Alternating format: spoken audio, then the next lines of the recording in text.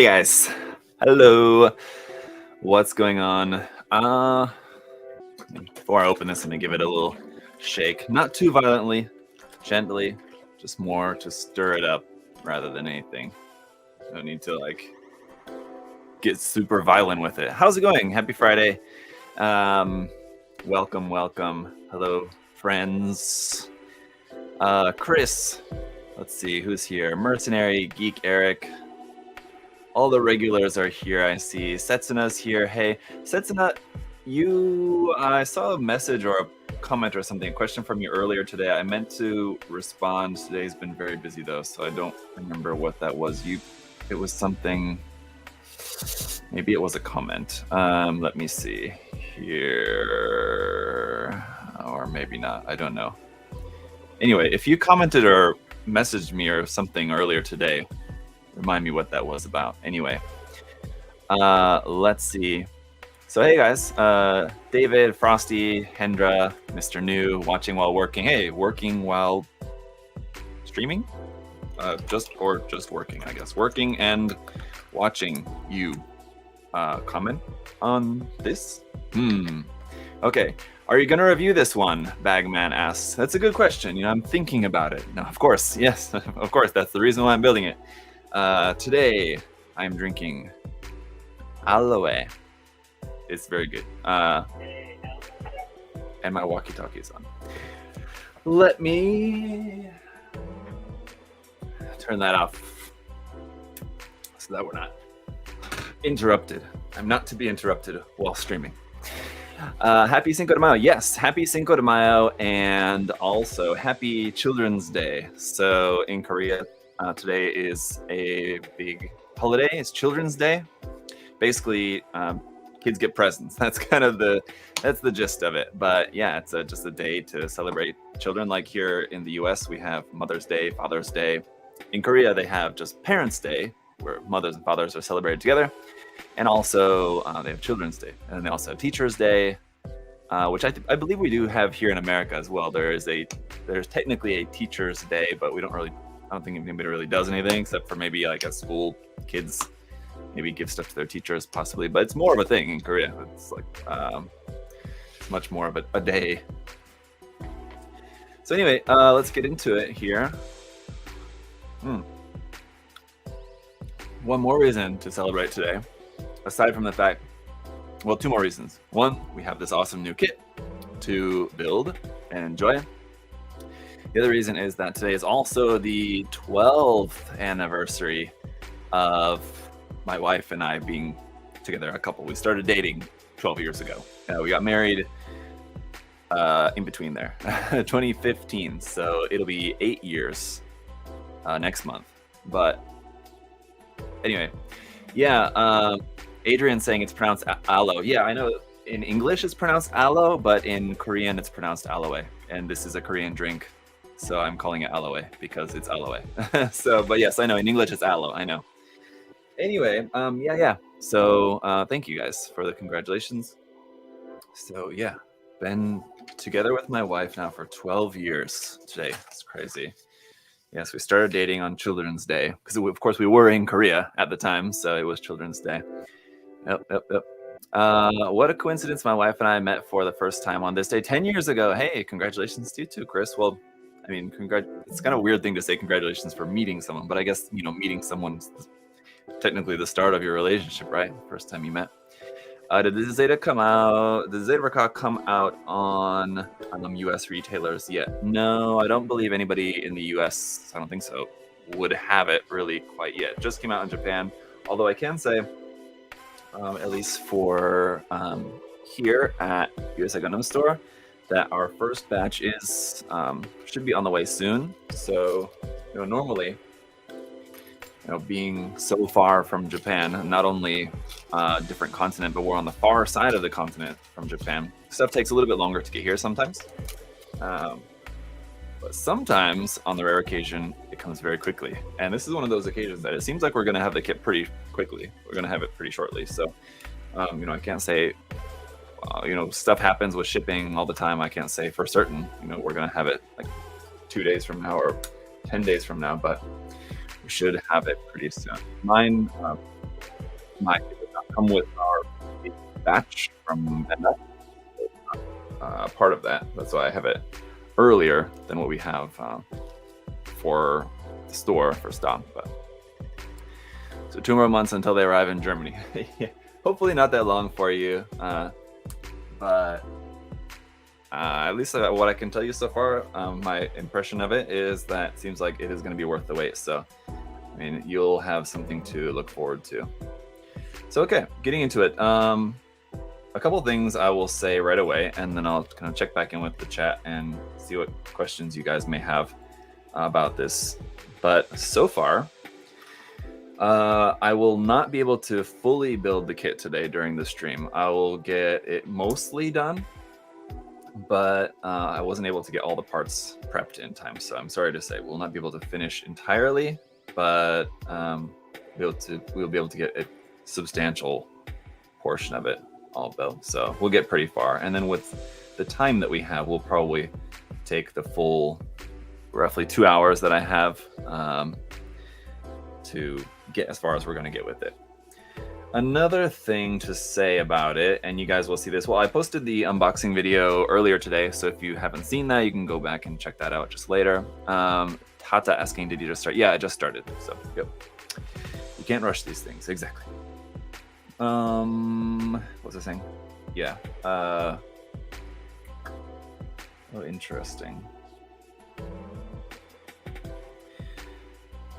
Yes, in the unboxing, a couple of things that I noticed. So before this kit was released, a couple of the things that just going from like building and reviewing the 1.0 and the 2.0 and kind of going through those, thinking about what I would like to see and what some of the differences are between this kit and previous versions. The biggest comparison, it would probably just be comparing this to the 2.0, of course. Sort of like, what was that? Sounded like something fell, but I don't know. It sounded like, oh, sorry. What was I even saying? Oh yeah, it's sort of like when people ask which is the better version of the Master Grade ARC 782 Gundam, is it either the 3.0 or the Origin version of the ARC 78? And in that case, I would say they're both fantastic kits. You really can't go wrong with either of them. They're just going to be a little bit different stylistically. That seems to be basically the case like between this and the 2.0 Zeta kit, even though the 2.0 is now, what was it, 18 years old? There's pros and cons. So yeah, Faisa, sorry if I'm mispronouncing that, bringing up a good point there. That's one of the things I was just about to say there in the chat. One of the things is that this one does not come with the Hyper Mega Launcher. I find that pretty disappointing. So that is unfortunate. That said, this one also does not use any ABS plastic, which is nice. So we don't have to worry about ABS. And this one also, let's see, has better color separation. So all of the little yellow bits that even on the 2.0 were little yellow stickers, like these little yellow bits here on the legs and up in the shoulders and in the forearms. On the 2.0, those are stickers. In this one, they are actually color separated yellow parts. So the color separation on this kit is perfect. No ABS, perfect. No Hyper Mega Launcher, bad. So anyway, there's pros and cons. And I think stylistically, honestly, I mean, I haven't built this one yet. I'm in the process of it, but you know, just looking at the two of them, and this is completely subjective, so it's just going to depend on you. But personally, I prefer the look of the 2.0. But I don't know, after building this kit, I may change my mind. But that's just kind of what you prefer design-wise. So even though we have a clear part for the cameras, it's going to be very hard to see. So I'm just going to go ahead and utilize these stickers and even the eyes as well. I think I'm going to throw the stickers on the eyes. So as you guys may have seen just a second ago, there is a clear part that goes in there for the eyes. But once you have this, wait a minute. Wait a minute. It came out. Okay, I'm looking at this thinking like, is that clear part so dark that I can't barely see it? Somewhere while I was putting the head together, the clear part fell out of the head. So, oops, gonna have to take this apart so I can put that clear part in there. Thinking, man, that's very dark. You're definitely going to want to use the stickers on that, but okay. So now the challenge of seeing how I can get this clear part out of there, because it's not going to be easy the way that this goes on. It's going to be kind of tricky to get this clear part out of here.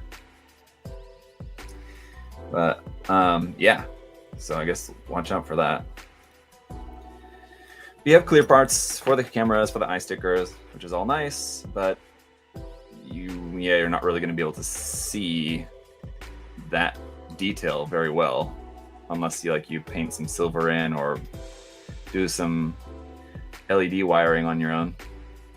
So I'm going to go ahead and use the stickers because they're going to look pretty good for our purposes. Anyway, don't forget the silver parts. I did put the silver parts in. Don't worry. Thank you for the reminder, but I did not forget about that. I do have those in here, and those do look really nice. That is okay. Well, maybe Hendra was not reminding me, but more so reminding me to count that as points for this kit when comparing it with the 2.0. Yes, compare the 2.0. Yeah, with this kit you have the inclusion of the silver detail parts, which are really nice. Yes, that's a good point. Yes, so like I said, there's pros and cons between the two. As I've been saying all the way in the lead up to the release of this kit, and the entire time I've been saying many times, you should not look at this as a 3.0 Zeta kit, because that's not what it's advertised as. That's not at all what it's supposed to be. It's just a different version of the Zeta Gundam, and so comparing it to the 2.0 is probably the best way to go about it. I think not as an upgrade to the 2.0, but comparing it side by side with the 2.0, essentially. And of course, it's 18 years newer, so of course it's going to have a lot more advantages in just the technology, the designing of the kit, technology that Bandai has developed now in more recent years. So of course this is going to be the more technologically advanced model kit, right? But I mean, there's still plenty to like about the 2.0. So even the comparison that I just gave you guys a second ago, saying that it's kind of similar to when you want to compare the RX-782, the 3.0 compared with the Origin, it's sort of like that, but where's that part? I don't even have that part here. That means, well, hopefully this is it right here. There it is. Whew, that was lucky. I was able to find that so quickly. It's not even, comparing those two Master Grade RX-72 kits is not even really the best comparison for this, because those two kits came out more closer to each other in time-wise. I think the 3.0 came out in 2009, I believe, or 10, around there. Maybe 2010, something like that, anyway. And the Origin Master Grade came out in 2017, maybe it was, something like that. So, still a decent gap between them, but not, for this one, 18 years is probably double that, so, or around there. Anyway, double, yeah, maybe. So, one of the things that we have here is two versions of the antenna, which is something we had with the original Master Grade. Gave you a fixed antenna and a transformable one. The fixed one was one solid color, was the downside of that. With the 2.0, you only had the fixed version, if I remember correctly. This one, it gives you two versions and they're both color accurate. So that's nice. The trouble is, I'm going to have to figure out which one's which, because I have to see which parts are correct here. So give me a second while I try to figure this out. Which ones go together? Yes, I am. It's all right. What's up? Oh, okay. See ya. Have a nice weekend. All right. So the little crown part goes on here first. Apparently, if I can get this in here. Let's see. Why is this not wanting to go in? It's a very small, tiny, gentle piece. And this is supposed to go on here first. Why is it not wanting to go in? Let's see.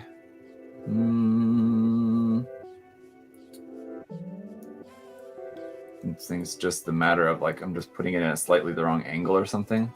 But what's the problem with this here? Or it's just gonna be like held on by the V-fin part once we put that on there? I'm not sure. Is this gray part supposed to be in there further or something? Maybe I don't have that part like pushed in all the way. Let's see. Nope, seems like it is. All right, so I'm just gonna guess that that's supposed to be like that for the moment. It doesn't look right. Just built the HG Origin version Zaku 2 Red-Ka version today. That was fun. Normally only do only MGs, but now I'm tempted. Yeah, Jiku. The HG Origin line is fantastic. All the Zaku variants as well. Okay, so I'm gonna have to just kind of make my best guess, I think, as far as trying to figure out which one of these are the fixed. So this has got to be the transforming antenna.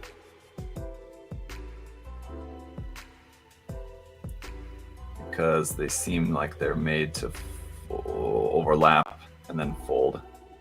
So let's see. Oh! Come on. Or, let's see. Nope, maybe I had it wrong. I had it backwards. And they do seem like...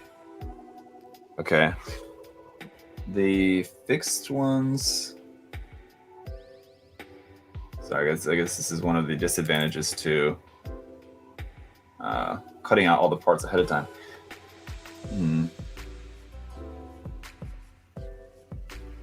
So those overlap like that, and these ones also overlap like that. But then what's the difference with the fixed one? I guess the difference is the red part, not the actual antenna part. So okay, I was trying to figure it out based on the antenna, but I'm looking at them like, what's the difference? I can tell the red pieces are different, but yeah, the yellow pieces I think are not actually different at all. It's just that depending on the red piece, if you use this one, those are not going to be able to move. Whereas if you use this one, they are going to be able to move. So the difference is the red pieces. Okay, I got it. Anyway, Alphabetical says, got mine coming in from HLJ in the next few days. Super excited. Nice. I got my MG Zeta Ver.Ka on Monday, so hopefully I can get to build it this weekend. Yeah. For your sake, yes, hope that you can. I will maybe be finishing mine over the weekend because, yeah, like I said, I won't be able to finish it here with you guys today, unfortunately. So, something about this part is not right. Let me see. I don't get it.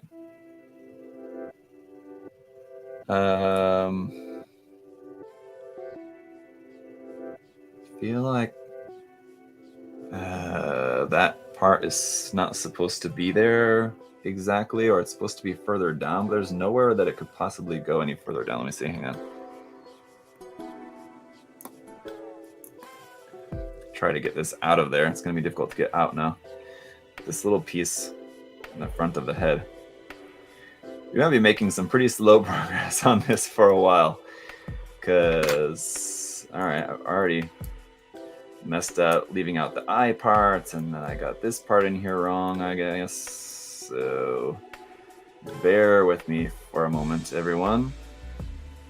This part we actually have a spare of. I guess Bandai maybe anticipated that people might mess this part up or something. I don't know. It's very rare that we ever get like spare parts for anything, but this is one of the parts that we have a spare for, and even says in the manual. that there's a spare for it. So this part, yeah, is meant to go not to stick out of the forehead, but to stick out between the eyes. All right, so that's correct. Now I had it in the wrong spot. Yeah, there we go. That's better. And because I'm gonna zoom in here so you guys can see exactly what I'm talking about. This, see that little gray part sticking out right there? You can push it in like a higher position where it's like kind of sticking out of the forehead, like I'm saying, but it's supposed to be down, like hanging down kind of between the eyes right there is where that comes out. And the very tip of that gray piece is going to feed through this red piece on your head here so that you can actually see that little bit of gray detail in that red piece, which is pretty cool, I'll say. And that's also pretty bright. Let's see, sorry, bear with me a moment. It's not really getting any better, is it?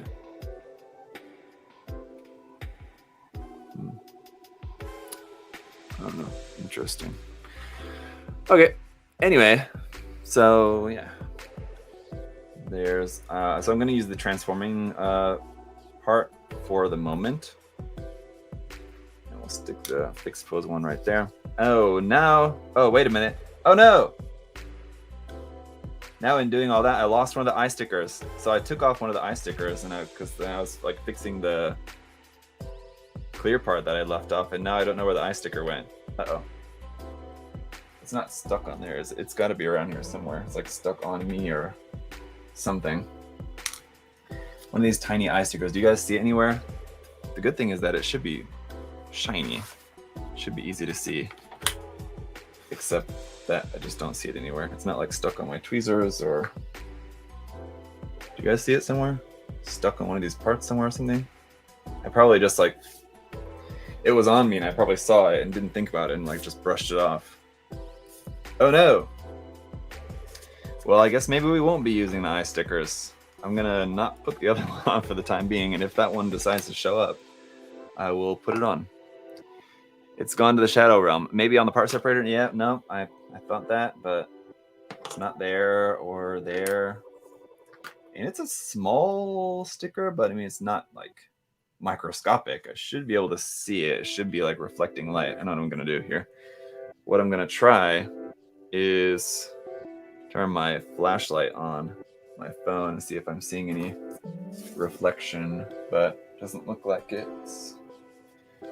Yeah, I don't know. All right, well, we'll see if it turns up. If you guys see something shiny, shout it out. Might be on the floor, but more than likely it's actually... Oh, it's on my thumb. Haha, I found it. It's right there on the tip of my thumb. Okay. Aha. Nice. As long as it's still sticky enough to go on there, then I'm happy. Let's see if I can get this worked into place.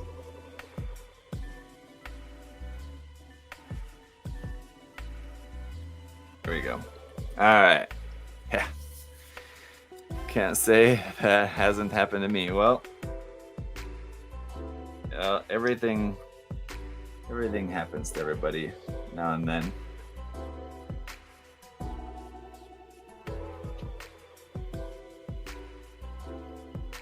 I've basically come to find out that anytime I hear anybody in this hobby ever say anything that's happened to them, it's also happened to me, or vice versa. Lost an entire sticker sheet before. I don't think that that's happened to me, but knock on wood, now that I say that, I'm sure it's going to happen soon enough. Or it is very possible that I have done that before and I just don't remember, but I don't think so. I don't think I've ever lost an entire sticker sheet. So our next step is the torso. And building the torso also, we build the tail stabilizer, but not the wing parts yet. That's later, actually towards the end.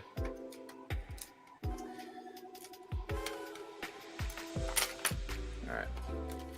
So, oh yeah, okay. So another thing that I will say about the about this kit at the moment, I can tell you guys, is that there's a lot of parts here. When you look at like the number of runners, and when I opened the box of this kit, when I got it, I opened the box and I noticed that it's a bigger size box, but it wasn't super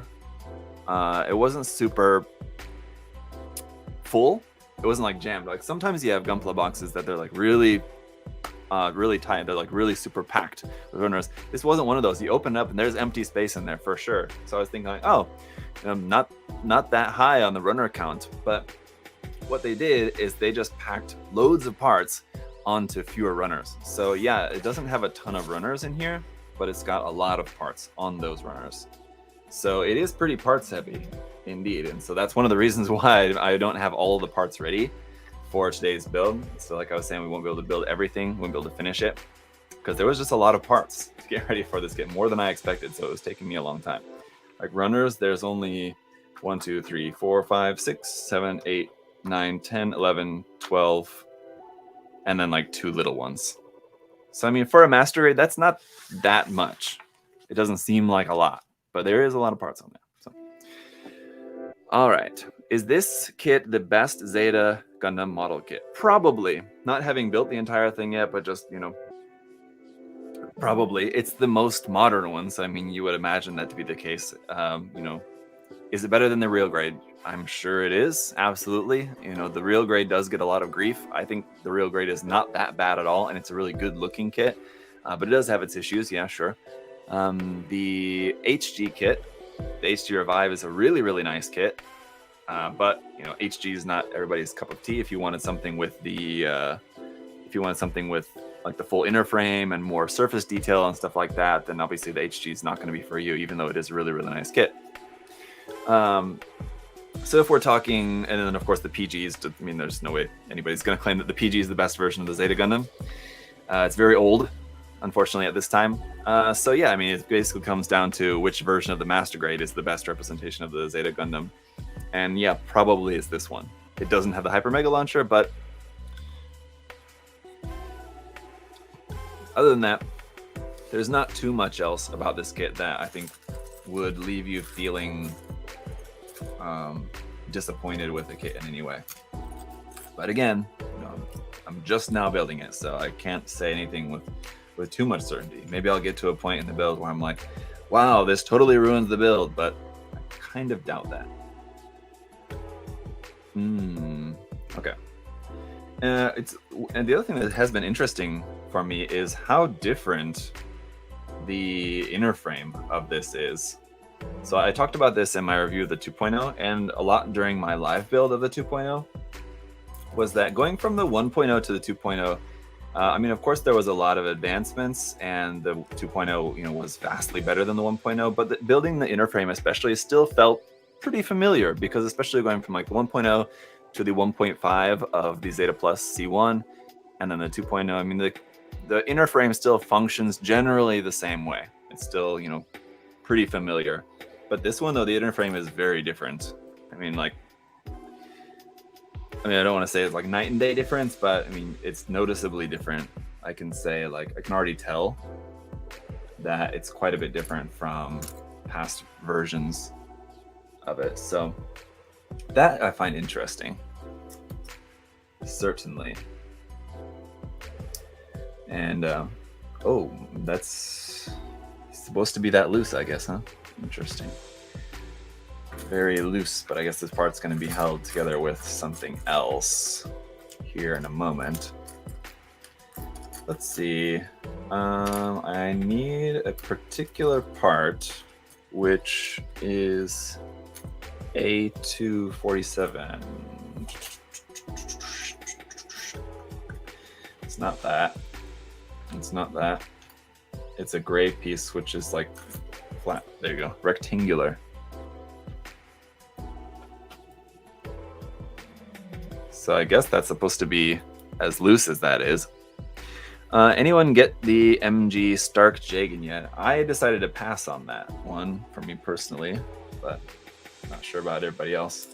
I assume a lot of people did get it.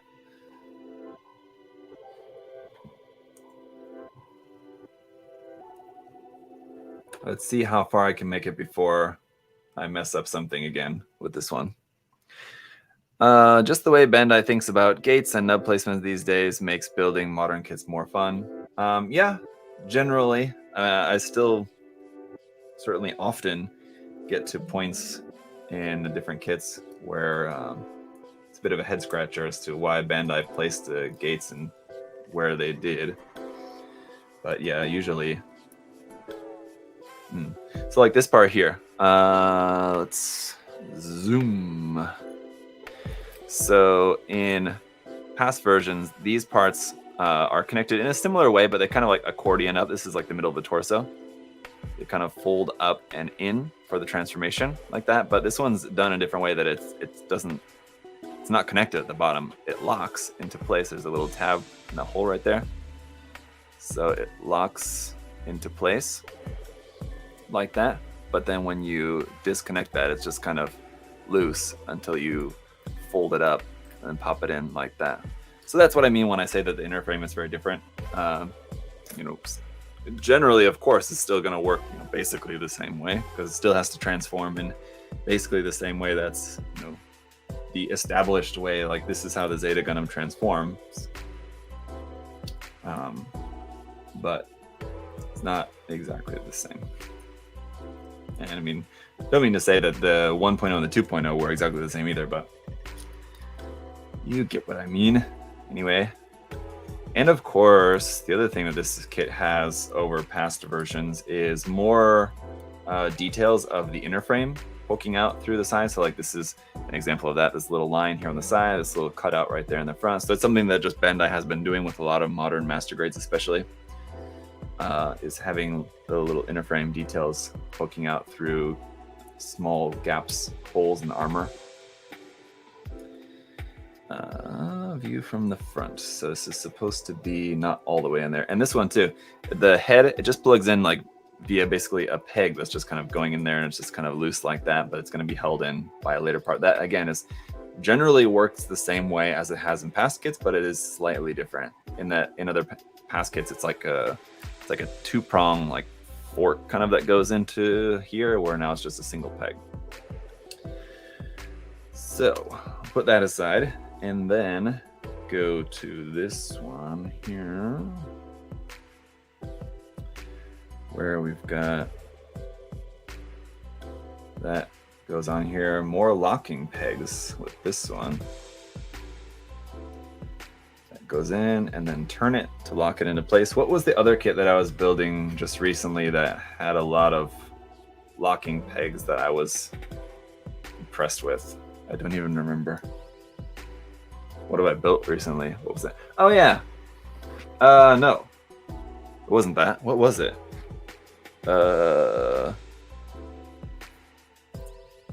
What was it? Don't even remember. Will someone remind me, please? What was it that I was building recently that I was impressed with the locking pegs that it had, like in the arms and the side skirts? Oh, the MGSD. That's what it was. Thank you. The MGSD, yeah, all the locking pegs that it used. Same thing with this one. It's nice. Gives you that added sense of security with everything. All right. Okay. A new Zeta Plus would be awesome, but due to its differences from the Zeta, I'd imagine there would be almost entirely new armor parts. Yeah, Snowy, that's a good point. Not even armor parts. There would be a lot of frame that would have to be different as well. I mean, probably 60-70% of the frame could be the same, but those outer armor pieces also are going to be slightly different proportions, and like the inner frame of this is made in the exact size to fit the armor pieces on. So if the armor pieces are different, they're not going to fit on that frame. So yeah, probably a lot of the inner frame elements would be able to be reused for a Zeta Plus, but I mean, there would still be a substantial amount of frame that would have to be updated as well, or completely newly newly designed. Is that correct? So yeah, that's the same thing like what happened with the hey, what's going on? That's the same thing like what happened when the RG Shinanju came out, if you guys recall. Seems like so long ago now.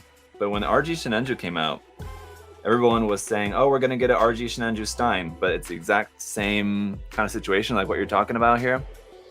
Howdy from City Papu and the Cozy Crew. Hey, what's going on over there on Twitch? Hey, guys. Happy birthday. It's not that, but thank you. Thanks.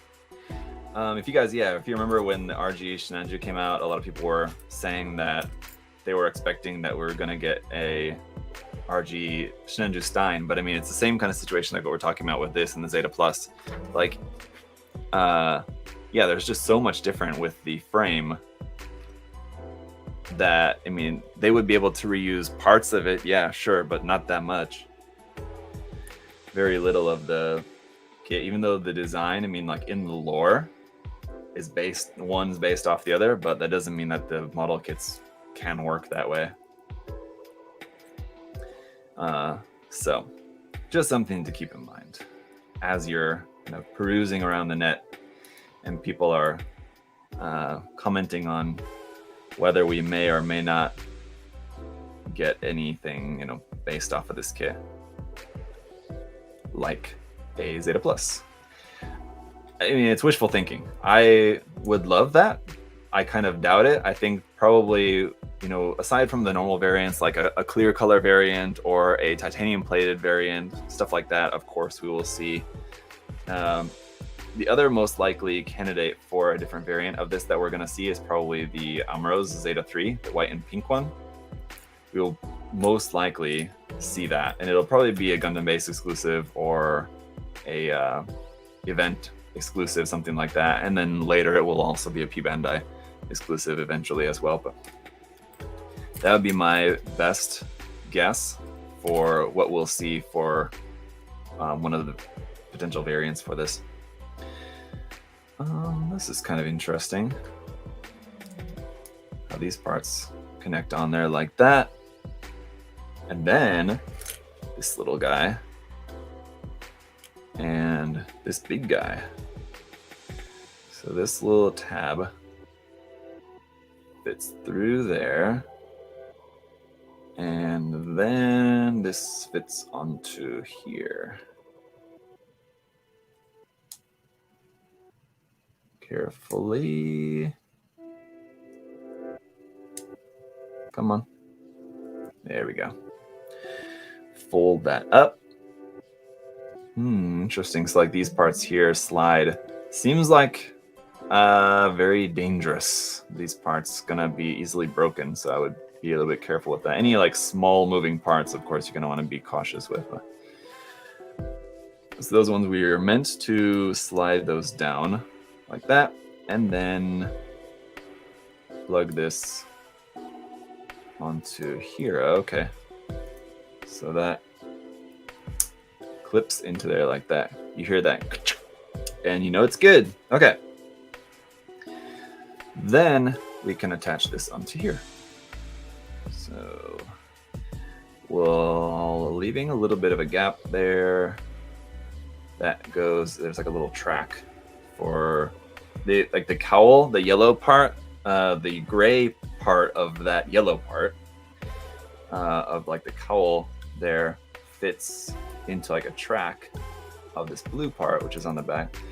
And interestingly, the way that they've designed this, so this is very cool, I will say, about the redesign of the torso frame here, is that we now have a side-to-side bend. If I can get this, that's supposed to be up like that. We now have a Zeta that's able to bend side to side in the torso. Unbelievable. Just because of the transformation, that's never really been something that's possible before. So that's pretty cool, I'll say. That is impressive. I'm impressed. Something I did not expect to see. And that's always good. Okay. All right.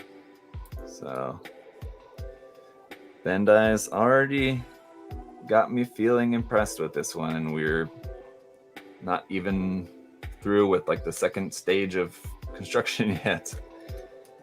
But yeah, after like I was very impressed with the MGSD. Quite thoroughly impressed, and then with this one as well. I mean, Bandai, I think this will make for a good point to talk about in an upcoming video. Let me just say that. Zeta was designed and built for Camille to fully utilize his abilities as a new type, but after he got mentally crippled, the unit was passed over to Judo's gang, for which Ryu would be its prime pilot. Okay, you guys talking about like lore? Torso articulation as Zeta kit, unheard of, I know, right?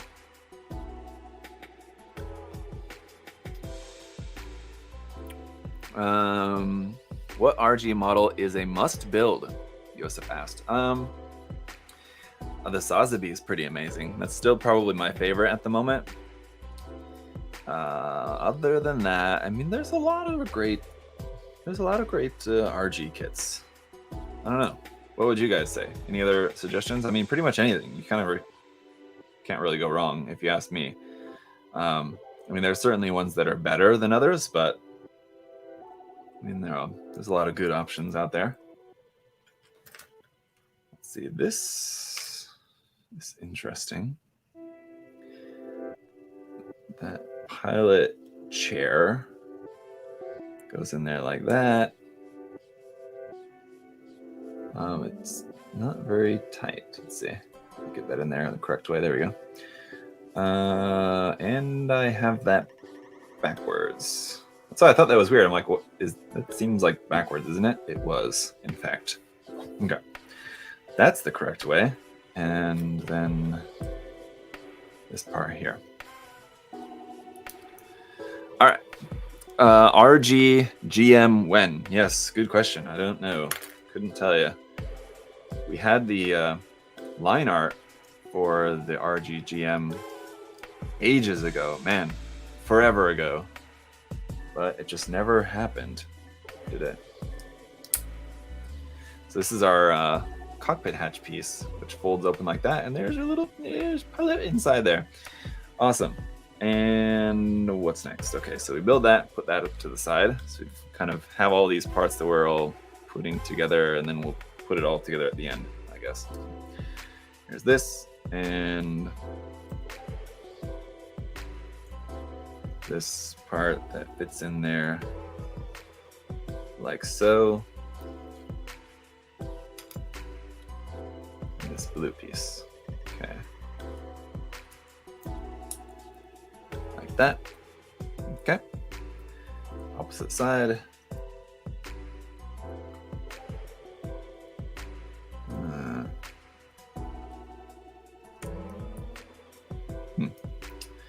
Alrighty. Uh-oh. No. I put that together wrong. Well, there we go. How long did we last before I made a mistake again? Anybody got the timer on that?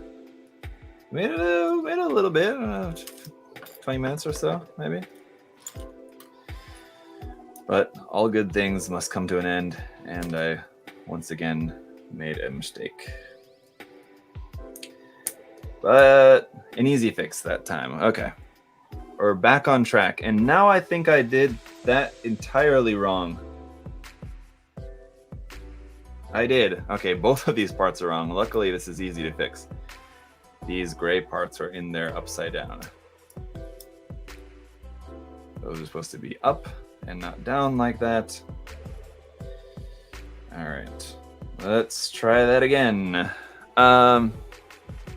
Thanks for stopping by. Thanks, City Papu. Can the RG Zeta Gundam be modified so it's a lot sturdier? I mean, sure, you could just glue everything that doesn't move. I mean, the RG Zeta Gundam it's stable enough. The only trouble that you're gonna run into is if you're transforming it like kind of back and forth. I would recommend maybe transforming that kit once.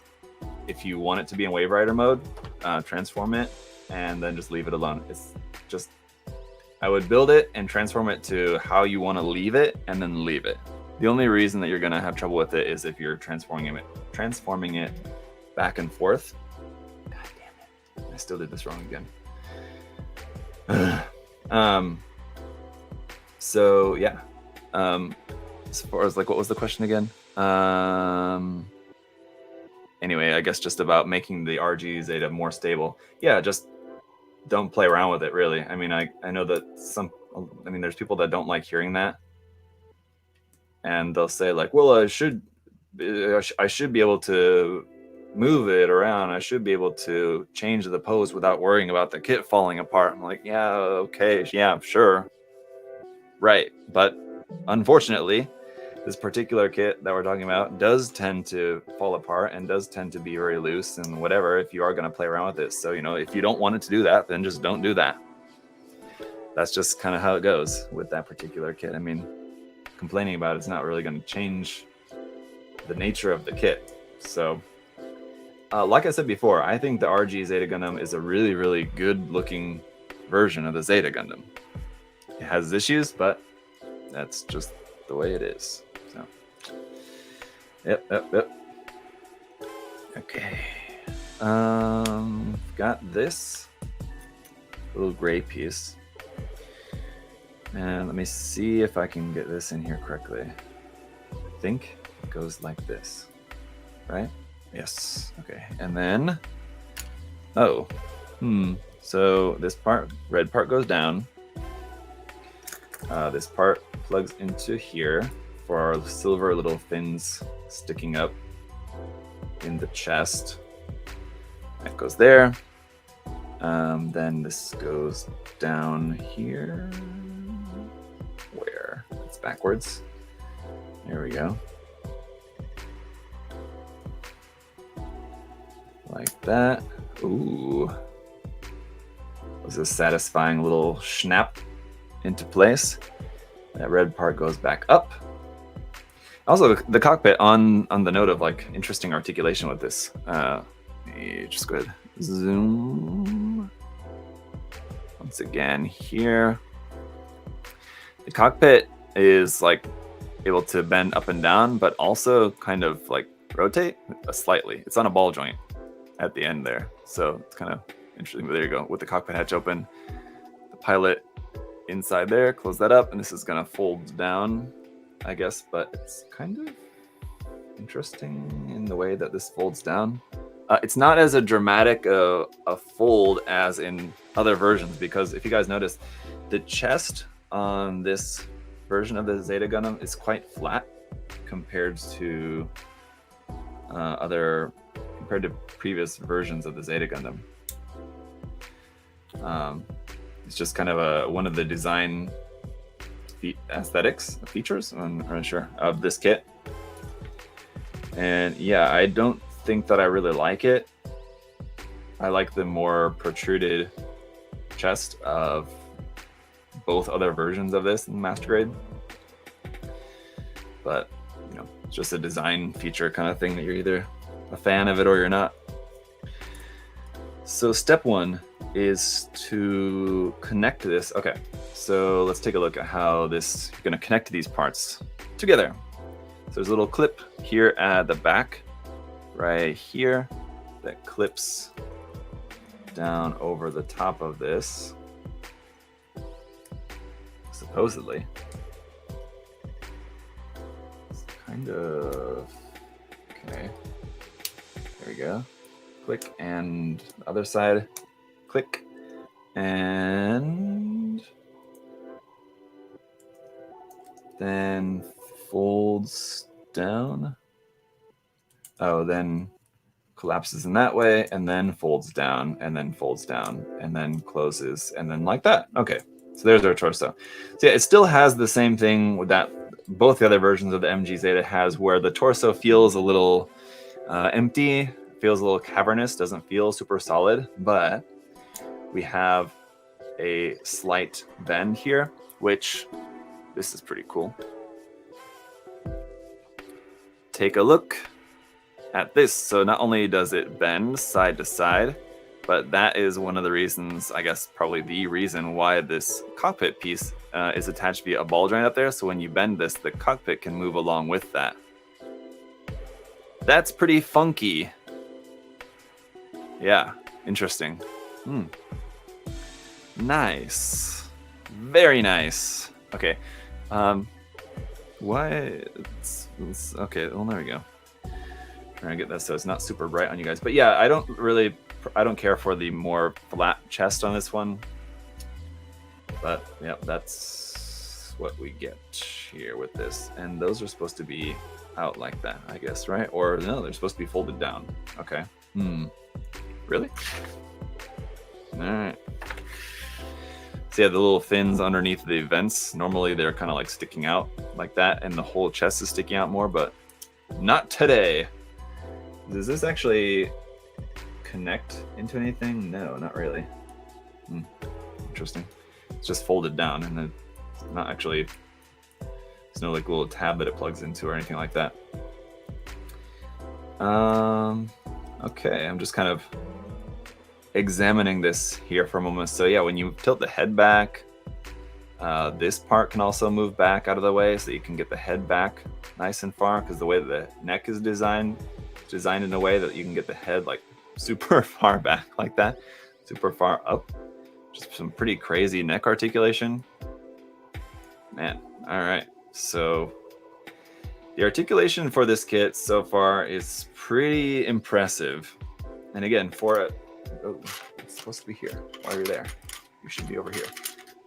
For a transforming MG, I mean, it's suddenly reminding me a lot of the Victory 2 specifically, but the Victory 1 as well, I suppose. But where that's the thing that people complain about sometimes with the Ver.Ka kits, is that the transformations are sometimes, I think, like a bit too ambitious is a good way to describe it. That, you know, picks these like complex designs, and then in order to make them like fully functionally transformable, you know, it just kind of works to the hindrance of the kit, unfortunately. But I don't know. In this case, at least so far, I'm pretty impressed with this one. Seems like it's doing a pretty good job of making sure it can do everything that you could possibly want it to do, and still remaining pretty solid so far. We shall see. This part is kind of difficult. So that goes into there, and then this is not wanting to pop in. There we go. Oh, nope, not quite. There we go. And there we go. And there we go. Okay. The gray part there was being kind of difficult.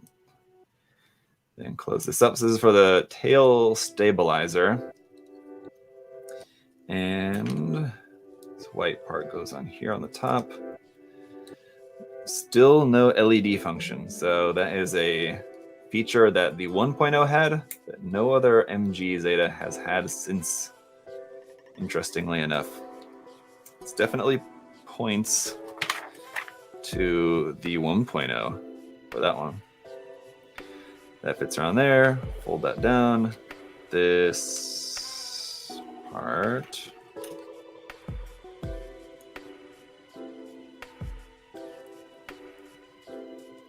goes here.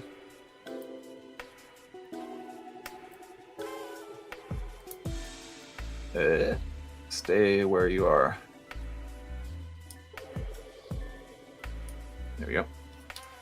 Kind of tricky to get this part closed around there the way that it needs to be, whilst keeping that gray part inside there where it needs to be as well.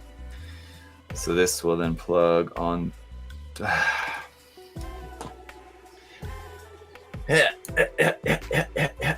Okay. Needed to put this onto here first, which makes this even that much more tricky.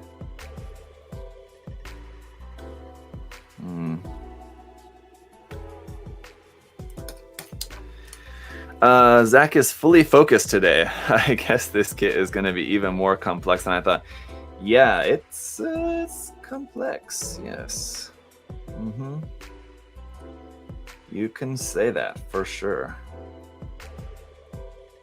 Like I said, when I opened up the box for this, I thought, not a very packed box, but that was definitely just appearance only. It certainly has been a relatively complex build, and without taking this whole section apart, I'm just going to try to see if I can just bend some things a little bit to get that to work. There we go. Okay, and now we can put this part on top and fold that up. All right. Thank you very much. Cool. Definitely one of the things that I do like about this version of it is that it's very angular. Like all the edges are all really sharp. It's very crisp, and the refinement of it all, like the sharp angles. I'm not like sharp. I don't know. Maybe that's not the right word, but anyway, yeah, it's very angular. Isaac, which MG Wing Zero EW would best fit in with the rest of the MG EW G unit? I don't know. Sorry, Mark. I don't really know the answer to that. I mean,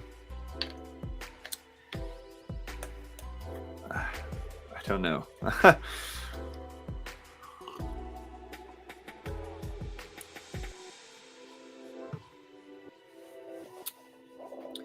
I would say either, if you want an MG wing kit, either get like the TV version of the original Wing Gundam, or if you're talking about the Wing, what does he say? Wing? Did he say Wing Zero?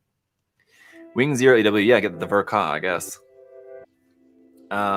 One Silly Moogle says supporting local hobby stores are important. None of the hobby stores sell modeling kits and have to order online. Yeah, your local hobby stores, big or small. Obviously here at USA Gundam Store, we're a pretty big store, so I don't think I'm not sure if people would really consider us a local store or not. It's still like a fairly small business, just kind of a family business in a sense, but certainly bigger than like your kind of small town mom and pop hobby store. But everybody's getting their kits from the same source, one way or another. So yeah, a smaller, like for Gundam kits, while we're able to order from Bandai, smaller shops wouldn't be able to order directly from Bandai, but they're ordering from a distributor who got it from Bandai. It just kind of goes down the line. Or they're getting the kits from a distributor in Japan who, again, got it from Bandai directly there. So, yeah.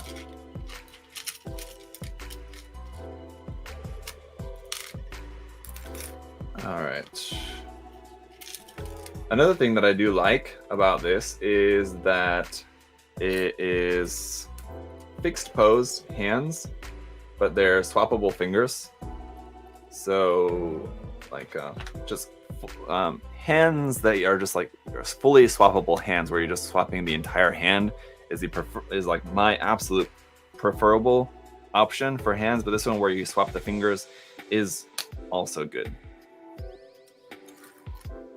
And interestingly, it has a 2-part thumb, where the base part of the thumb is white and the rest of the thumb is gray. So I guess that's like an anime accurate thing, I suppose, but I don't know. Oh, curious if the yellow parts are color correct this time around with the need for any stickers like 2.0. No. So as I mentioned earlier, I'm just somebody commenting on Facebook. Steve is a weeb. Or no, that's Instagram, sorry. On Instagram, yeah, to answer that question for Steve, I don't know if Steve's here in the chat or not, but to answer the question, yeah, no yellow stickers. All the yellow parts are actually color separated. So the color separation is perfect. Spider 2K2, hey. Still having a hard time finding an MGEX Strike Freedom. Always sells out the second it goes live. Sorry, buddy. I don't know if I was gonna say I don't know if we're gonna get more. I'm sure we're getting more here at USA Gundam, but I don't know when. I wouldn't be able to tell you that. Sorry to say. I could ask. Adam already left for the day.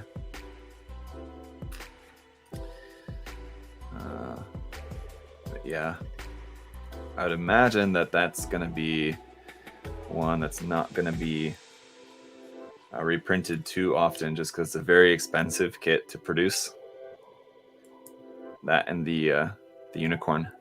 MGEXs are gonna be like, I don't know, kind of similar to like perfect grades. I would imagine that they're reprinted very few and far between. So you have to get it when it's available, or you're gonna be paying a hefty premium for it.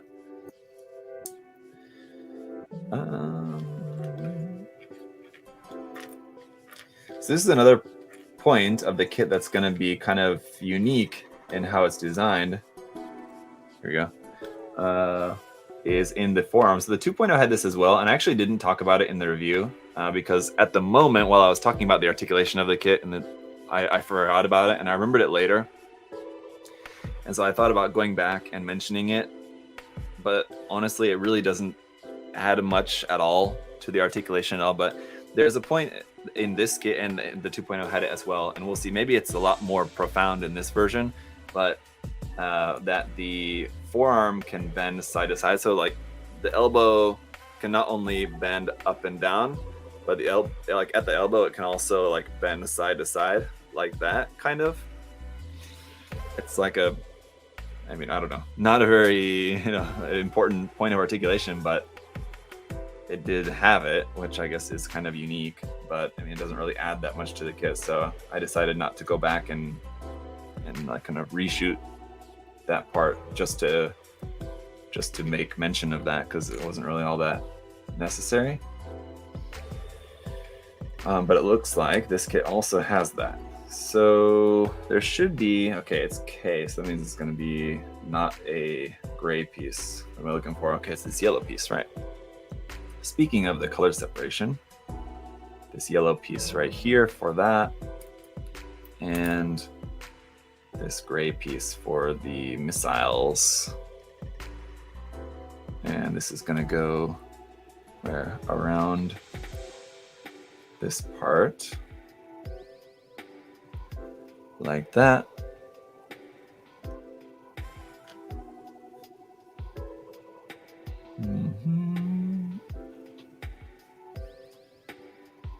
Very unique part there for that piece.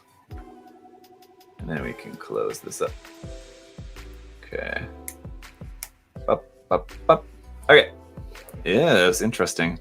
For the frame here for the forearm. It's nice that those yellow parts are actual separate pieces. Oh, and it clicks. That's nice. And that part is H227. This one goes here on the back like that. How undergated is this man? Madox on Twitch asked. Undergating, very little of the kit was undergated actually. So when it comes time for a titanium finished version of this, I mean, that is going to be kind of, oops. Doesn't seem like it was planned for having a plated finished version of this, because yeah, there wasn't that very much undergating. Honestly though, I'm still happy I got an OG full armor Gundam that uses the RX-782 2.0 as a base last year for under $70. Yeah, that kit, I mean, if you don't get that kit like right when it's reprinted from like a good retailer that's selling it for the proper price, which should be under $70, yeah, it should. I think that kit like retails for like around 55, 60, around there, 60 probably, I guess. But yeah, that's always a highly sought after kit, so you are probably going to be paying a premium for that if you can't snag it right when it gets reprinted. I don't have one. That's one that, yeah, I mean, I'm sure I've had opportunities to get one in the past, and I just didn't, but I would like to. Probably next time it comes around, if I have the opportunity to pick one up, I will. In the meantime, we do have the HG version of it, the P Bandai HG version, which does look nice. I mean, just the fact that the HG is P Bandai, I mean, it's still probably going to be just about as easy to get as the MG, if not easier. Actually, in all honesty. Alright. Okay, just putting these parts on there, and something doesn't feel quite right, but it looks right, so I think I got it right. Then red parts next. And it seems like it's working out to be pretty well, that I didn't get all this kit entirely ready for the live stream today. So I normally like to have everything already, all of the parts all prepped, like all the nubs removed and everything, so that we can build the entire kit in one sitting. Unfortunately, I wasn't able to get everything ready for this kit, but I don't think I'm gonna have time to build the whole thing anyway, because just after 4 now, I have until 5 o'clock, and I think that's probably gonna take us to all that I have time to build for today, because other than this arm, then I have one of the legs prepped, not both, the hip section, the waist section, and then the backpack. So basically the only thing that I don't have prepped is one of the arms, one of the legs, and the weapons, which is not that much. So yeah, that's probably all that we're gonna have time for today anyway. Shoulder goes like this. I did not like the shoulders on the 2.0. This one is a little bit better. The reason I didn't like it on the 2.0 is because the shoulders seem so small and narrow. This one, they're a little bit larger, I think, from what I've seen, which is more to my taste, but not drastically larger, just only slightly. They're still like pretty close, but I do like these ones better than what we had with the 2.0. Now this one, let's see, goes on here like that, and folded not entirely down, and a little bit.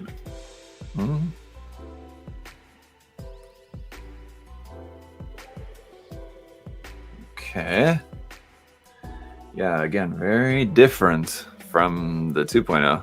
Here's a question for you, Zach. Do we know the timeline of the Infinite Dimensions Genesis kits are getting restocked? No, it's another thing. If Adam was here, I could ask him, but I did not have no idea.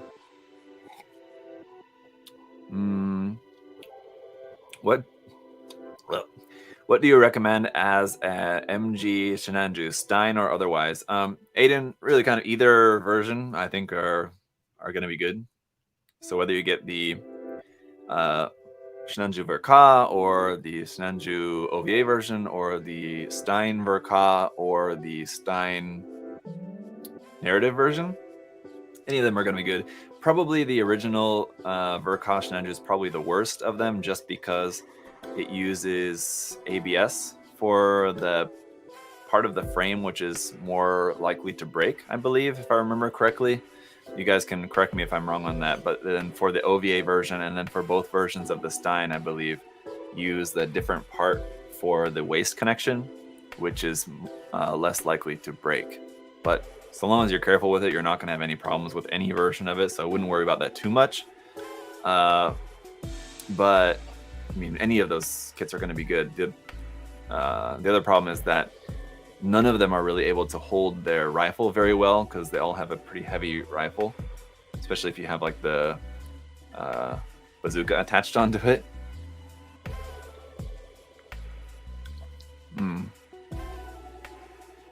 Yeah. I still have my Stein Ver.Ka from when it came out, and I've still not ever built it. A friend of mine, that's when I was living in Japan, and my friend and coworker bought it for me when it came out as a gift. I don't know, it was my birthday or something. I don't remember why, what the occasion was, but whatever the reason, he bought that for me. So thanks, Adele.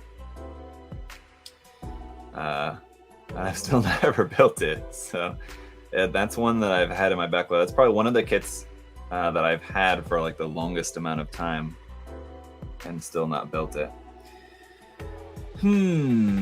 This one, I'm guessing that's just not the right piece. Here we go. Why I can't seem to get this yellow piece on here. That particular friend of mine is an actor and dancer. I would have to ask him how he would define himself. I'm not sure, because he's a dancer, but he acts and dances. He's in a lot of like commercials and stuff. Mostly like dancing though, so I'm not sure if he would call himself an actor or a dancer or just like a performer. I don't really know what you would call yourself like that. Anywho, most of the stuff that he does is in China, actually. So I met him, we worked together in Japan. After Japan, I went back to Korea, and he went, I think, back to Australia. He was Australian. I think he went back to Australia briefly, but then he moved to China. And as far as I know, we've been like kind of keeping in touch a little bit, kind of mostly just by like following each other online for the most part. But from as best as we have kept in touch, I believe he's been in China most of the time, doing a lot of the acting and like dancing, acting gigs and stuff that he's been doing for commercials and stuff like that. No. Anyway, that's kind of cool. It's kind of funny, and like when we talk, we always kind of thought that it was kind of cool that we went from that job that both of us hated, where we lived in Japan, where we worked. There was nothing wrong with where we lived. I shouldn't say that. I lived and worked in Nagoya. I loved living there. It was a great place to live.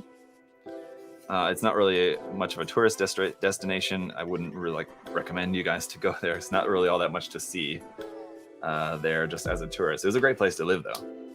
But yeah, the job that we had sucked. It was just not a good company to work for. So that was not a good time. But so yeah, it's kind of funny that we both went on from that job that we hated to, later, now we both do like our hobbies. We both do what we love for a living. It's pretty cool. He dances and acts, and I do this, and it all worked out really well. But yeah, we knew each other from a dumb job. Yes. So let that be, I don't know what the lesson is, but let that be some kind of lesson. I don't know. Sometimes jobs suck, but just kind of hang in there, I guess, is the lesson at the end of the day, I suppose.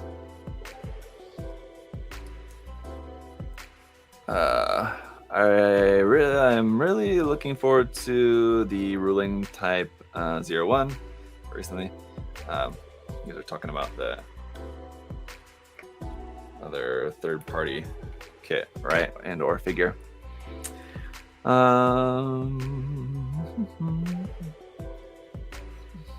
Are you going to get the Lefrith Jew?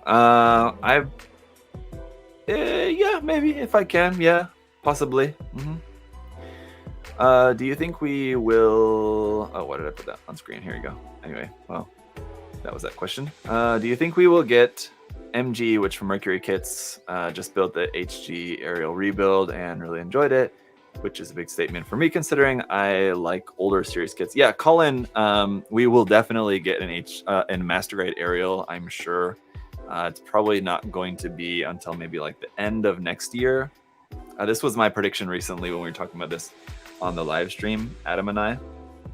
So if you guys don't know, we do our live stream over there on the USA Gundam TV YouTube channel. You should check that out because every other week, Adam and I do a live stream there and answer a lot of you guys' questions. And so like a lot of the stuff that you guys may be asking today was stuff that we've probably already talked about there, and probably multiple times. But so check out those videos if you guys don't watch those. But yeah, we will most definitely see. Sorry, we will most definitely see an MG aerial, I would imagine. And my guess is that yeah, we'll probably around the middle to end of next year, we'll see an announcement for the MG, and it'll be actually released probably towards like the beginning of 2025. So like beginning of 2025, winter 2025 would be my best guess as to when we will see an MG aerial. Other than the aerial, I have no idea, because I mean, the best thing that we have to compare it to would be like the Master Grade Barbatos, for example, where we got a 1/100 scale non-grade version, and then later the Master Grade for a like non-UC but very popular like Gundam story. And so yeah, if you look at that example and just kind of look at the timeline for that and everything, after we got the MG Barbatos, we assumed we were going to be getting some more MG IBO kits, and so far we haven't got anything other than that. So I mean, assuming that it's going to be similar with the Witch from Mercury, I think it's very likely we'll get a MG aerial. Other than the aerial, though, I mean, who knows? Yes, we will just have to wait and see. So, all right, this arm.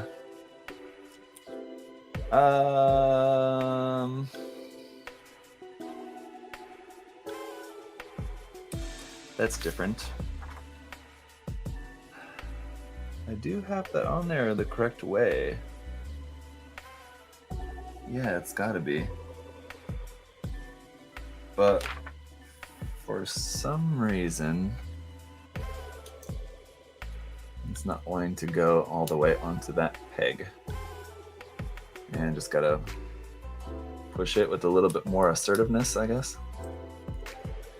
Let's see. I kind of want to take this shoulder apart and put the arm on here first. I feel like that would be an easier way to get this onto the peg, because at the moment it's not wanting to go on there. Oh, there we go. I got it. Okay. Now it's on there and feeling quite solid. So that's good. All right. That, I guess, is supposed to be in there, and then this one's like that. Okay. All right, there it is. Aha. Okay. Video suggestion. Could you do a video on the theory of how to do good panel lines? Maybe even a live stream with someone you admire in the model field. So Doors, I had assumed that you're talking about scribing panel lines and not like filling in panel lining with like paint or marker or whatever. And assuming that that's what you're talking about, yeah, I would not be the expert to talk about that. I would definitely have to be relying on whoever I have on as a guest to talk about that. And we have talked about that in years past when we were doing the Gunpla Talk live streams. I know we've done at least one episode where we talked about kind of the theory of panel line scribing is really what you're talking about, right? I'm guessing. So yeah, we've talked about that, and yeah, it's something I could have somebody on as a guest, like to talk about that as a topic. It wouldn't be something, I'm just not that good at it. I mean, I can talk about it. Yeah, Chris saying we've talked about it a lot. Yeah, we talked about it on Gunpla Talk. Chris, I'm sure, has talked about it a lot in different discussions, either in like podcasts or videos that he's done, I'm sure. And so, I mean, like, there's plenty of conversation out there about that. And there's books, there's like entire book series dedicated to that. What's the one? You know, the one that I'm thinking of. I can't remember the name. It's like Panel Line Technique, something like that. It's like the whole book. I have done a video on that book years ago. There's 2 of them, I think it is. And the third one is the one that's like forever delayed, I believe. But yeah, I don't know. I appreciate the idea for the suggestion. I don't think that it's something that I'll be doing probably anytime soon, just because, like I said, I've talked about the topic a lot, kind of over the years in different formats. So there's kind of already plenty of my own coverage on that subject, like as best as I can do currently. So I mean, feel free to take a look at some of that different coverage that I've given to the topic in the past. It's not really too much that I could add at this point without having, like, you know, either the same or similar people on and kind of discussing the same points, really. But yeah. I admire people who can scribe. Yeah, me too. I'm not good at it. I just don't have the patience for it. I should practice more, but at the same time, I also I talked about this before, so you guys have maybe heard me make this point, but when it comes to scribing and like a particular technique like that, it's something that like I'll tell myself, shit, how is this even going here? Nani? Okay, got it. That I would like to practice and get better at it, but at the same time, I don't know if it's a technique that I would really use all that much. So that's one of the reasons why I never really have pushed myself to get better at it, because I don't see myself really using it that much. In the way that I like to model, like adding panel lines is just not something that I'm really that interested in doing with my model kits. I feel like when I'm working on a kit, you know, what I like about the kit is like kind of how the kit is designed, and I think what I can do with the kit personally, like to make it my own, comes from other way, like the way that it's painted, the colors, or other different modifications. Like adding panel lines or prescribing details to a kit is not like how I want to go about changing the kit to make it my own. But in reality, that's probably just my own kind of like self-defense, because I don't want to, I'm too lazy to take the time to practice and get better at scribing.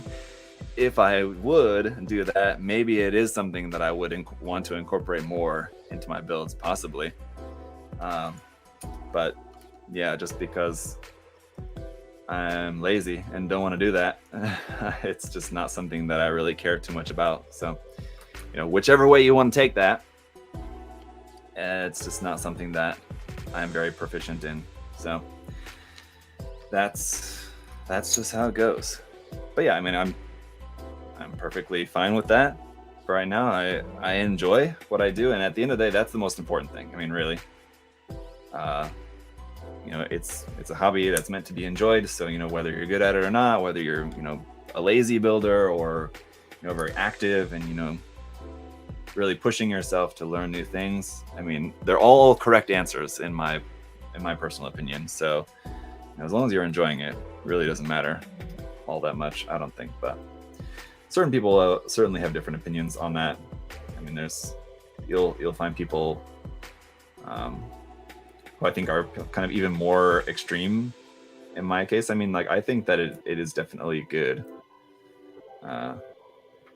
to want to improve your skills, sure. But I mean, if somebody told me that, you know, they have, you know, they've built 40 different Gundam kits, and they've never even like touched a panel line marker or done anything to them other than just building them, and they, God forbid, used the stickers. If somebody told me that and they said that they love Gunpla, they really enjoy the hobby, and they enjoy building kits, my answer would be, that's awesome. You know, that's exactly what Gunpla is for. So, you know, if anybody's telling you otherwise, they're the ones missing the point, not you. Anyway, just something to keep in mind. But I know you all know that. You're all good people, I'm sure. So I feel like I missed something here, because there's supposed to be a little... I did. Way back in the very first step of the waist construction, I missed putting this piece in the back. Okay. Let's let's go ahead and start taking this apart. Fortunately, I think this is another part that's going to be fairly easy to disassemble. There's a couple steps to the disassembly, but we'll get there.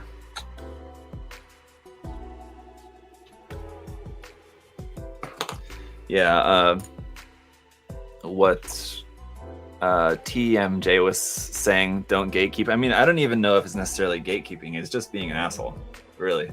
It's just like telling somebody how is like the proper way to enjoy a hobby is just ridiculous anyway. So I mean, I don't know.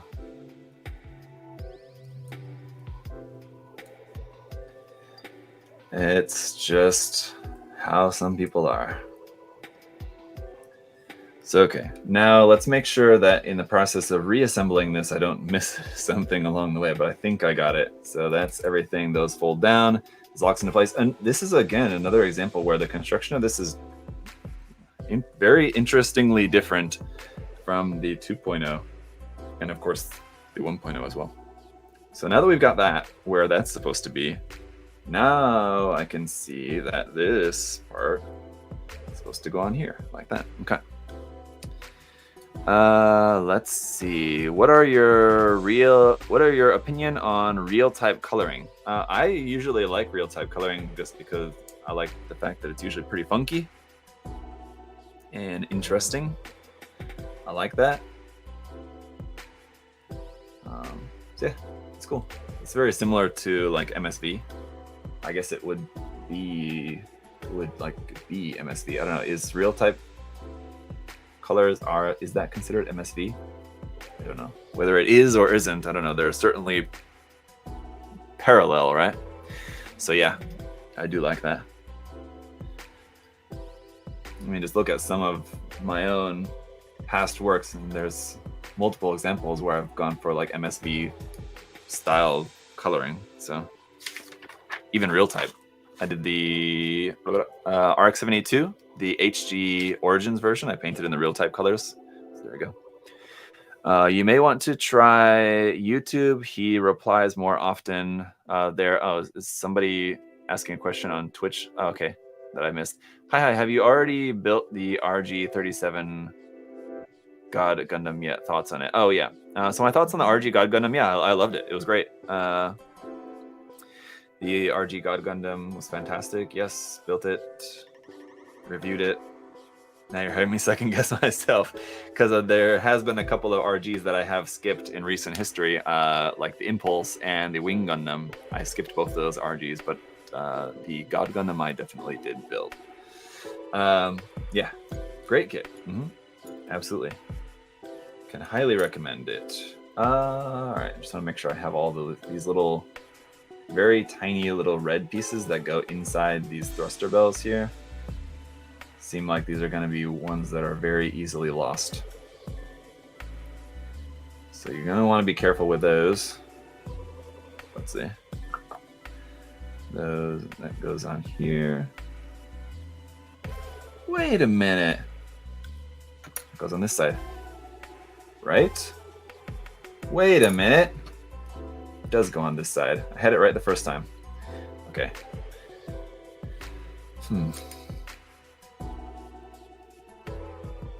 Okay. Yes. Got that. That pops into there. Very cool. Yeah, really different back skirt as well, like compared to past versions.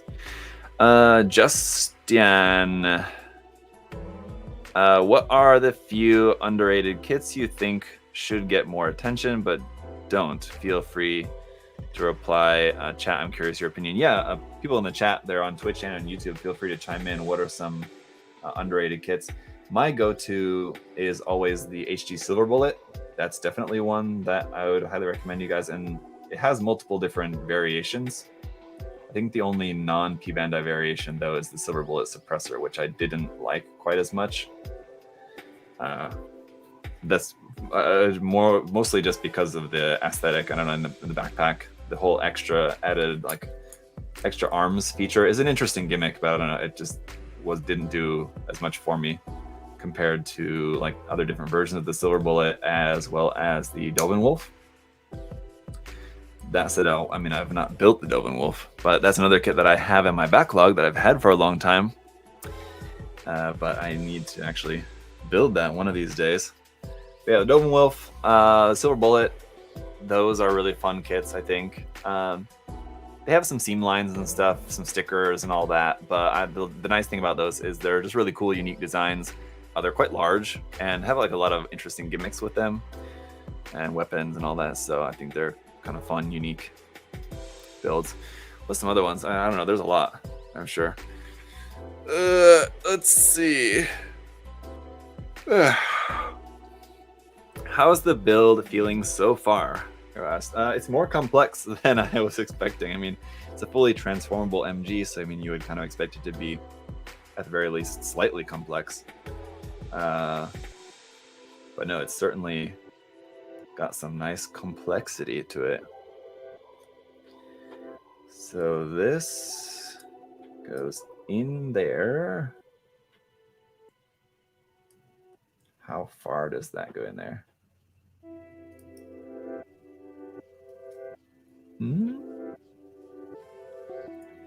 So far that should be coming out like that. Let's see.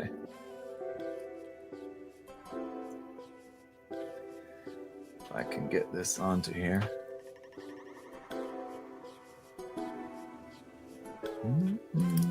Uh-oh.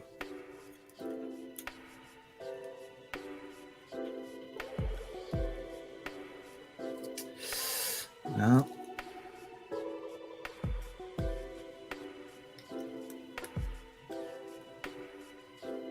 There we go. I think I've got it now. If I could just get this on. There we go. Okay. All right. Got that on there, and that stays like that. So yeah, I mean, I'm really liking the look of these back skirts here with those red little bits poking out. Very nice. HUC Zoc is one. Really? That's one that I've not built. It looks goofy, but has great engineering for HG. Yeah, it'd be interesting to build that at some point if I can. Guys, you forget the best MG kit, the MG Ball. Yeah, the MG Ball is a great kit for sure. Definitely. The HGUC ball is actually it's a 2-set. You get 2 balls. It's a great kit too. Another kind of very underrated one. I mean, because you would think, oh, it's an HG ball. Like, what's so great about that? But yeah, I liked it a lot. It's actually a really fun kit or set of kits, I guess. It's a really fun set to build, the HGUC ball. If you get a chance, and it's really cheap, of course, because like I don't know, it should cost, I don't know what the MSRP is on it or anything, but I imagine it's like $10-12, something like that, if that. So yeah, I would recommend that one. Now, and hey, Francis, I don't know how long you've been here. I'm just now seeing you pop up there in the chat. But hey, Francis, I would get the MG gun tank if it wasn't $70+. Car enthusiast said. That's another one. I've not built that. MG gun tank. We got some more of this very nice silver here for this part. And the way that it goes is like this. So this one here and here, just like that. So you really only get like this couple little bits of silver right there on the front, which is going to be kind of hard for you guys to even see. Let me see. Try to show that a little more closely so you can see out of focus. There we go. So you have the little gray parts of the frame sticking out at the bottom and the silver parts sticking out on the front there. And then on the back side, you have some more silver there. It's on the back of the front skirts, so not really going to see that too much, but it's there. Been quiet while working. Okay, cool. I want the HGUC Lotto twin set. I saw somebody saying something, making a point about this, or I don't know, something. mention about it. I guess there was someone like online fairly recently, a couple weeks ago or something, that was like complaining that they got the Lotto twin set, and it was interesting. Like, I think he was like saying that he was disappointed that it only came with one in the box, and that it was so tiny. And some people in the comments were saying like, yeah, it definitely is supposed to come with two. Like, so I'd seen some people were suspecting that maybe he bought the bootleg. What the fuck? Oh, okay, it's interesting. So people were suspecting that maybe he had bought the bootleg Lotto, and that's why it only came with one. Like maybe I don't know. I would have to look online. I don't know. I am sure there is a bootleg version of it, and so I'm guessing maybe the bootleg version only comes with one in the set. But so that was kind of funny. And then yeah, of course it's small because like yeah, it's small. It's like in the series. If you've seen it in the series, no, it's like not like a regular mobile suit. So anyway, that was kind of funny.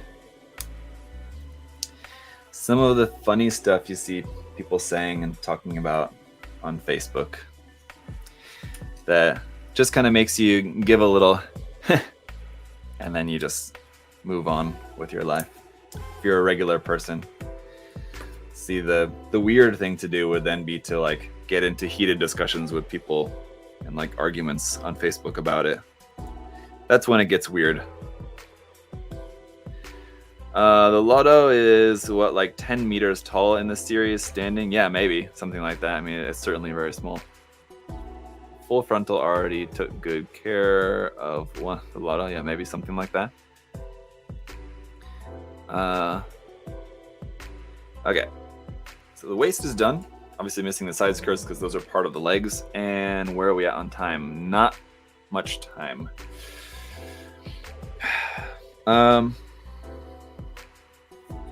I think what I'm going to do is call it a day for now, and we will maybe do a second. So my original plan was to do one live stream and build the whole kit like I normally do. But because I don't have all the kit ready, going into this live stream, I knew that I was not going to be able to get the entirety of the kit done, but I thought everything that I have prepared, at least we should be able to get done. But because this is taking me longer than I expect, I'm thinking that now I will just do a second live stream on Monday. So that's what we'll do. And I will wrap this up here in a few minutes. For now, just before we wrap up this stream, I just want to ask if you guys have any questions about this so far, anything that I haven't talked about already, or if like you're coming into this stream late and maybe it is something that I've answered, but you don't know that because you're late to the stream. Feel free to ask some questions here before I wrap up for today, and we will finish this on, I think, probably Monday for a part 2 of the live stream. But I will tell you guys, so far, yeah, very impressed. Fantastic color separation, no stickers, no ABS plastic. That's nice. Very interesting and quite a complex construction so far, just from everything that you guys have seen. So I'm pretty thoroughly impressed with this so far. It's almost too complicated to the point that it's almost been a bit of a chore to build, but still fun nonetheless, and still very impressive. Ezzy wants to know, when is the review for the Estelev? Yes, I've got it right here. So yeah, if you guys didn't see this, I built this kit on the live stream last week for the Plamo Plastic Model Weekenders event. So that was a lot of fun. I would say to check it out. I mean, I think you can probably check out some of the playback for that on Twitch. And I don't know if anything is clipped. I don't know if Jason clips any of that for YouTube. He probably, if and when he does, he probably hasn't done it yet because he's probably still recovering from the live stream. But yeah, the review of that will be coming soon. I meant to get that review this week, but I just didn't have time. I wasn't able to. I've been working on, aside from this, have been working also on the Trash to Treasure. So if you guys saw last night, the first part in the new Trash to Treasure series I uploaded, and I've been working on that. I'll show you guys give you a little preview. Part 2 will be coming out very soon because it's basically you're almost ready for paint now. But here's kind of how the Zaku is looking. I'm gonna zoom out a little bit here and kind of refocus this on a little bit. Yeah, there we go. Whoop. So yeah, here's how my Trash to Treasure Zaku is looking kind of at the moment. It's basically ready for paint. So yeah, you guys will see part 2 of that coming very soon. And yeah, the review of the Estelev, I will get to that definitely next week. So stay tuned. GPO2 Trash to Treasure, that is not gonna happen. Yes. I'm not going to finish that. Ooh, let's see. How come that's... I switched the camera, but it's not switched on here. That's weird. I don't get it, but okay. All right. I really enjoyed that Trash Treasure video. Oh, thank you. The first episode, I mean, I feel like probably for... I don't remember how it went with past times when I've done similar kind of build series, but the first episode is a lot of just talking about my plans for the kit, but I feel like that's interesting to share with you guys. I know like videos where there's kind of a lot more going on as far as like actually showing what I'm doing with the kit is also interesting, but I know that at least for some of you guys, from what I've heard from you, is that you do also enjoy hearing about kind of like my thought process on that as well. So that's why I do like, I know that like the first episode can always be a little bit boring because there's a lot of talking, but I think that it's, you know, at least somewhat interesting to kind of share with you guys, okay, here's my thought process, here's what I'm thinking going into this, here's what I want to do.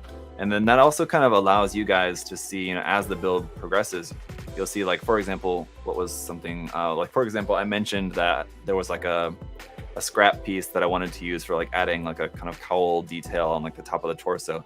And I mentioned that I wanted to use that piece in episode 1, but I ended up not using it. So talking a lot about what I want to do, what my plans are, and like kind of laying that all out for you guys, even though it may be a little bit boring for the first episode, allows you guys to also kind of see kind of how plans change over the course of the build. So there'll be things that like I maybe wanted to do at the start or didn't think to talk about at the start that maybe I realized later on. So I think that's interesting too. Yeah. It's also, yeah, the thought process I think is a interesting part to share. Okay, so if there's no other questions, particularly about this build or just kind of anything else, feel free to ask that. But if there's nothing else, I'll go ahead and maybe wrap up for today. This weekend's MOOC review will be this guy. So it's a very fitting one since we're building the kit now. We're taking a look at the Hobby Japan issue here, which has this whole huge, it's going to be, I'll tell you guys now, it's going to be a long video because it has this whole other kind of separate book inside the magazine, which is, the magazine itself is also quite large. So it's going to be a longer video, that one. But that's what's coming up this weekend. As for next week, like I said, obviously we'll be next week we'll be mostly focusing on, you know, finishing this kit, the review for this kit, reviewing the Estelev, and then working on the Trash to Treasure build, and that's kind of going to be like the main things. And there'll probably be a few other kind of smaller things in between. I'll maybe try to get like the SD Cross Silhouette Zeta also reviewed, the SD Cross Silhouette Tornado Gundam, which just came in. I'll try to get that reviewed because those are quick things. Oh, I have the HG Witch from Mercury, Delenza Soul, and the Zoart Heavy. Those are also built and ready to be reviewed as well. So, Inland Empire asks, where can I buy the MOOC? Well, that I should say magazine, not MOOC. In that case, it is actually a magazine. But yeah, I just get them anywhere that like is a retailer in Japan. So there's a number of different websites you can order from. That's basically going to be the best source because a lot of retailers abroad don't stock stuff like that, just because shipping for books, if you're ordering like, you know, if you're a store wanting to order like a case of those, the shipping fee is just insane because they're very heavy. So you'd have to order them from Japan, but anywhere from Japan should stock those kind of stuff. All right. What do I search? Yeah, just search. Yep, Snowy put it there in the chat for you. Hobby Japan, June 2023. That should get it for you. Do you think Bandai will ever make a Mark II Ver.Ka with the armor it had in MSV? I don't know. Good question. Maybe. After this, yeah, possibly. Make it look kind of more like the Ka signature, Robot Damashi. I think there's a Robot Damashi Ka signature of the Mark II, I believe, isn't there? Right? I think so. So maybe like a master grade version of that, essentially. Yeah, could be cool. Do you prefer polycaps or plastic joints? Yeah, I don't have a preference. I just like if the kit looks good and does what I need it to do, I don't care if it's got polycaps or no polycaps. It doesn't really matter to me at the end of the day. So, all right, that's gonna be it for today, guys. Thanks so much for hanging out. Sorry we didn't finish the kit, but you know, we got, I guess, maybe sort of halfway there, possibly, kind of halfway. Sure, let's say it's halfway there.